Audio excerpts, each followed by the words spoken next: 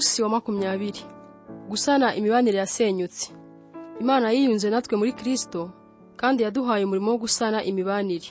Abakorinto ba 2 igice cya 5 umurongo wa 18. Imibanire myiza iteka igomba gusanwa iyo yasenyutse.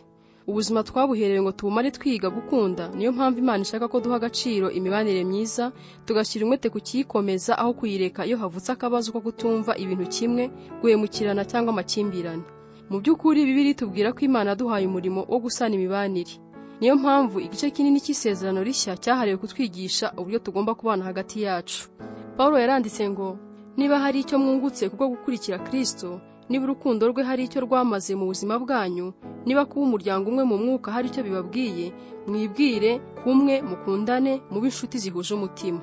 Paulo yigishaga ko gushobora kubana neza n'abandi aricyo kimenyetso cyo gukura mu mwuka. Ubwo Kristo ashaka ko umuryango we urangwa n'uburyo dukundana, imibanire mibi ni igisebo mu maso y'abatizera. Niyo mpamvu Paulo yumvaga bikojeje isoni kumva abakristo b'i Korinto baracitsemo ibice bihanganye ndetse bakageza naho bajya kuregana mu nkiko. Niyo mpamvu yanditse ngo biteye isoni, nta munyabwenge n'umwe waba hagati muri mwe wabasha gucira bene se urubanza. Yatangazwaga no kubona mu itorero ryose nta n'umwe wari ukuze bihagije ngo akemure ikibazo cyabo mu mahoro. Muri urwo rwandiko arongera akagira ati, ndabinginga uko mbishoboye kose muhuze umutima mubane neza. Niba ushaka umugisha w'Imana ku buzima bwawe no kumenyekana nk'umwana w'Imana, ugomba kwiga kubaka amahoro. Yesu yaravuze ngo Imana ishima abakorera kuzana amahoro kuko bazitwa abana b'Imana. Ubone neza ko Yesu atavuze ngo hahirwa abakunda amahoro, kuko buri muntu wese akunda amahoro. Nta nubwo yavuze ngo hahirwa abanyamahoro, ba bandi batajya bagira ikibakura umutima. Yesu yaravuze ngo hahirwa abakorera kuzana amahoro, abashyiraho imbaraga ngo bakemure amakimbirane. Abakorera amahoro baba bake kuko umurimo wo kubaka amahoro urushya. Kubera ko waremeye kuba uwo mu muryango w'Imana kandi intego ya kabiri y'ubuzima bwawe ku isi ikaba ari ukwiga gukunda no kubana n'abandi, gukorera amahoro ni bumwe mu bushobozi bwa ngombwa wagombye guteza imbere. Agahinda nuko benshi muri twe tutigeze twigishwa uburyo bwo gukemura amakimbirane. Kubaka amahoro bitandukanye no guhunga amakimbirane. Tuvugishije ukuri, guhunga ibibazo, gukora nkaho bitariho cyangwa se gutinya kubivugaho, byo ni ubugwari. Yesu umwami w'amahoro ntiyigeze yihunza ikibazo cyavutse. Ndetse rimwe na rimwe hari ubwo ariwe wasemburaga ibibazo kugira ngo bose bamererwe neza. Rimwe na rimwe ni ngombwa kwirinda amakimbirane, ubundi biba ngombwa kuyabyutsa, ubundi dukenera kuyakemura. Niyo mpamvu tugomba gusengera guhora tuyoborwa n'Umwuka Wera. Kubaka amahoro ntabwo ari ukugusha abantu neza. Guhora wemera ibyo abantu bashaka ugahinduka nk'akarago ko ku muryango bihanagurizaho ibyondo, abantu bose bagahora kugenda hejuru, ntabwo ari byo Yesu yari afite mu bitekerezo. Hari ibintu byinshi yagiye yanga kwemera ntakurwe ku izima, agahagarara agahangana n'abamurwanyaga. Uburyo bwo gusana imibanire. Nk'abizera, Imana yaduhamagariye gusana imibanire hagati yacu. Dore intambwe ndwi Bibiliya itanga mu nzira yo gusana ubusabane. Uvugane n'Imana mbere yo kuvugana n'uwo mufitanye ikibazo. Uganire n'Imana kuri icyo kibazo. Ubanje gusengera icyo kibazo mbere yo kugira undi muntu ukibwira, uzatangazwa no kubona Imana yahinduye umutima wawe cyangwa yahinduye mufitanye amakimbirane ntacyo wari wakora. Imibanire yawe yose n'abandi yaba myiza kurutaho uramutse uyisengeye kurutaho. Nk'uko Dawidi yabikoraga muri Zaburi ze, ujye ukoresha amasengesho ngo winigure werekeza mu ijuru. Ubwire Imana ikiniga cyawe, uyiririre. Ntabwo izatangazwa cyangwa ngo irakazwe n'umujinya wawe, akababaro, ubwoba cyangwa andi marangamutima. Niyo mpamvu ushobora kuyibwira byose ntacyo utinya. Amakimbirane menshi abashingiye ku kintu umuntu akenera ntakibone. Bimwe muri ibyo bikenerwa nta wundi ushobora kubihaza uretse Imana yonyine. Iyo utegereje ko undi muntu, inshuti, uwo mwashakanye, ukuyobora cyangwa umwe mu bo mu muryango wawe aho igisubizo cy'igikenerwa gishobora gusubizwa n'Imana yonyine, wowe wihamagariye umubabaro n'ubushariri. Nta muntu n'umwe ushobora gusubiza ubukene bw'umutima wawe bwose uretse Imana yonyine. Intumwa Yakobo yavuze ko amakimbirane yacu menshi aturuka mu kudasenga. Mbese muri mwe intambara ziva he? N'intonganya ziva he? Murararikira ariko ntacyo mubona, ntimuhabwa kuko mudasaba Imana. Aho kureba ku Mana dutumbira abandi ngo aribo batunezeza, nyuma tukabarakarira kuko bataduhaye ibyo twari tubategerejeho. Imana ikavuga iti, kuki mutabanza kuba ari jye musaba? Iteka ryose ujye ufata iya mbere. Kuba ari wowe wagize nabi cyangwa wagiriwe nabi ntacyo bihindura. Imana ishaka ko ari wowe utera intambwe ya mbere. Ntugategereze ko uwo mufitanye ikibazo ari ugusanga, uba ari wowe ufata iya mbere umusange.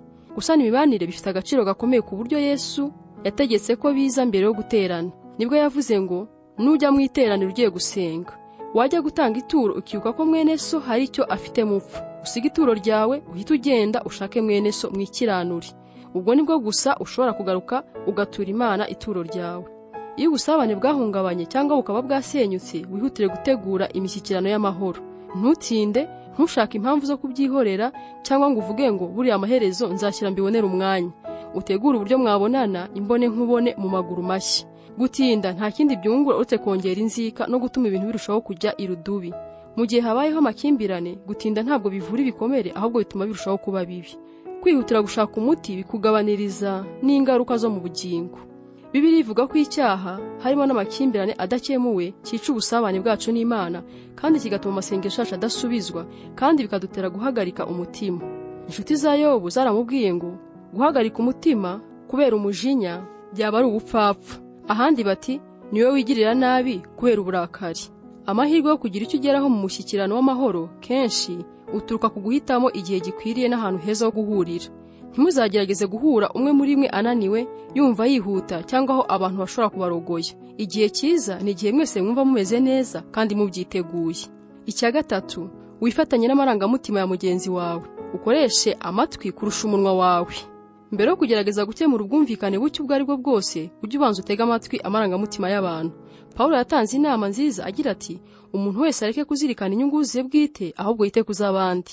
Ijambo skopos mu Kigiriki ariryo ryahinduwe kuzirikana, niryo rivaho amagambo telescope, icyuma kireba kure mu kirere, na microscope, icyuma kireba utuntu duto cyane. Bivuga ngo urebe witonze, wite ku marangamutima yabo aho kwita ku byabaye. Ubanze ugaragaza imbabazi mbere yo gushaka ibisubizo.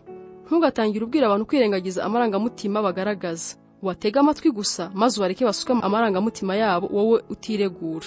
Ubereke ko ubumva kabone niyo waba utemera ibyo bavuga. Amarangamutima kenshi ntabwo aba ari ukuri cyangwa atondetse neza ku murongo. Mu by'ukuri kenshi umujinya utera gutekereza no gukora ibintu by'ubupfapfa. Umuririmbyi wa Zaburi yaravuze ngo, ubwo umutima wanjye washariraga, nkibabaza mu mutima, nari umupfapfa nta bwenge nagiraga.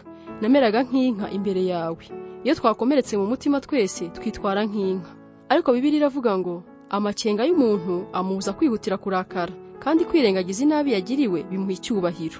Kwihangana bizanwa no kugira gushishoza, kandi gushishoza bizanwa no kumva icyo abandi batekereza ku kibazo. Gutega amatwi ni nko kubwira umuntu ngo ibyo uvuga bifite agaciro imbere yanjye. Ubucuti bwacu mbushyize imbere kandi nawe ndagukeneye. Hari amagambo bavuga kandi afite ishingiro ngo abantu batangira kwita ku byo tuzi iyo bamaze kumenya ko tubitayeho. Kugira ngo dushobore gusana ubusabane, tugomba kwemera umutwaro wo kwihanganira, gushidikanya n'impungenge z'abandi. Tugerageze kunezeza bagenzi bacu aho kwinezeza. Dukore ibishobora kubakomeza. Kwihanganira umujinya w'abandi, cyane cyane udafite ishingiro, ni ubwitange bukomeye cyane. Ariko ujye uzirikana ko ibyo ari byo Yesu yakoze ku bwawe.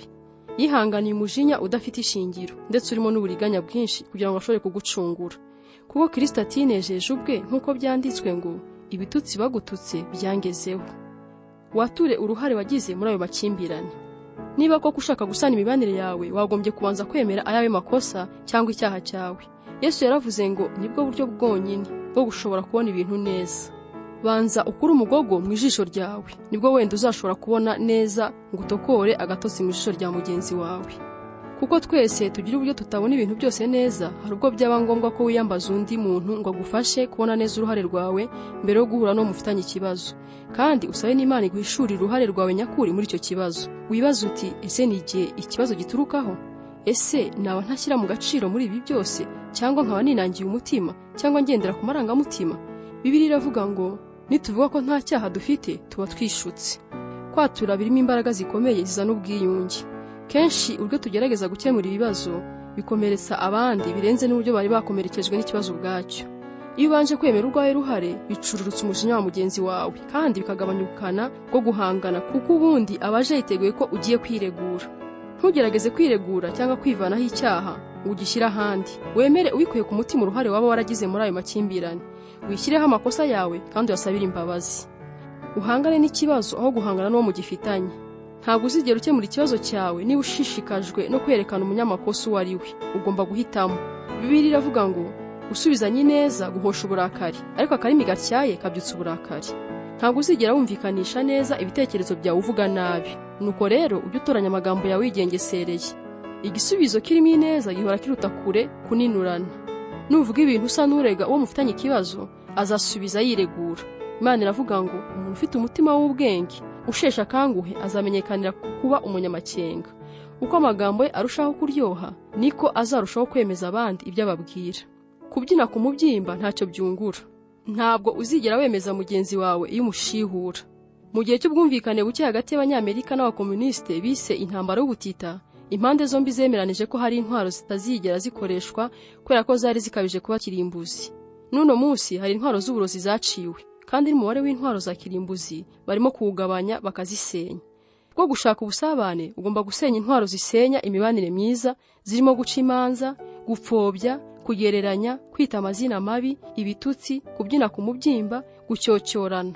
Pawulo abivuga neza muri aya magambo ngo ijambo ryose riteye isoni ntigaturuke mu kanwa kanyu, ahubwo uko mubonye uburyo mujye muvuga iryiza rikomeza abandi, rikabaha ibyo bakeneye, bityo ibyo muvuga bizagirira neza ababumva. Ugerageze gutunganya urwawe ruhande. Pawulo yaravuze ngo murwanye uruhande mumane n'abantu bose amahoro. Amahoro aboneka hatanzwe ikiguzi. Rimwe na rimwe bizadusaba kwiyambura kwiyemera kwacu, ubundi bizadusaba kutirebaho. Kugira ngo wubake imibanire myiza, ukore byose ngo wigomwe, wibombarike ku bandi kandi ushyire imbere ibyo bo bakeneye. Amwe mu magambo Yesu yavuze yerekana abahiriwe yahinduwe mu buryo burambuye, buvuga ngo urahirwa niwereka abantu uburyo bashobora gufatanya aho kurushanwa cyangwa kurwana. Ubwo nibwo uzamenya neza uriwe by'ukuri kandi ukabona umwanya wawe mu muryango w'Imana. Ushyira imbere ubwiyunge kuruta gukemura ikibazo. Byaba ari ukwibeshya utegereje ko abantu bose bazabona ibintu kimwe. Ubwiyunge butumbira imibanire myiza, naho gukemura ikibazo bigatumbira amakimbirane yabaye. Iyo dutumbiriye kwiyunga, ikibazo gitakaza ubukana ndetse kikageza aho gitakaza n'uburemere. Dushobora gusana imibanire yacu kabone iyo twananiwe gukuraho ibidutandukanya. Hari kenshi abakristo baba bafite ibyo batumvikanaho cyangwa badatekerezaho kimwe nta buryarya burimo. Icyo gihe dushobora kwemeranya ko tudahuje ariko ntidushihurane. Ibuye rya diyama rigaragara mu buryo butandukanye bitewe n'aho riturutse. Imana idusaba kugira ubumwe, ntidusaba kuba kimwe, kandi dushobora kugenda dufatanya agatoki kandi nyamara tutabona ibintu byose kimwe. Ibi ntabwo bivuga ko kwiyunga bikuraho gukemura ikibazo. Mushobora gukomeza mukajya impaka ndetse mwashaka mukazamura amajwi, ariko mukabikora mu mwuka w'ubwumvikane. Ubwiyunge ni uguhamba intwaro z'intambara, ariko si ukurenza hejuru y'ikibazo. Ninde wumva ugomba gushaka nyuma yo kumva iki gice? Ninde wumva mugomba kwiyunga? Ntutinde n'umwanya muto. Tuza uyu mwanya uvugane n'Imana, uyibwire iby'uwo muntu. Nurangiza ushaka uwo muntu utangira inzira y'ubwiyunge. Izi ntambwe ndwi zirasobanutse ariko ntabwo zoroshye. Gusana ubusabane bisaba imbaraga nyinshi. Niyo mpamvu Petero aduhugurira gushaka amahoro tukayakurikira kugeza tuyashyikiriye. Iyo ushaka amahoro ukayaharanira uba ukora ibyo Imana ishaka. Niyo mpamvu Imana ivuga ko abashaka amahoro ari abana bayo. Gutekereza ku ntego y'ubuzima bwanjye. Ingingo yo kuzirikana. Imibanire myiza iteka igomba gusanwa. Umurongo wo gufata mu mutwe. Mukore uko mushoboye murwanye uruhande ngo mubane n'abantu bose amahoro. Abaroma igice cya 12 umurongo wa 18. Ikibazo cyo gutekerezaho. Ninde ngomba kwiyunga nawe uyu munsi?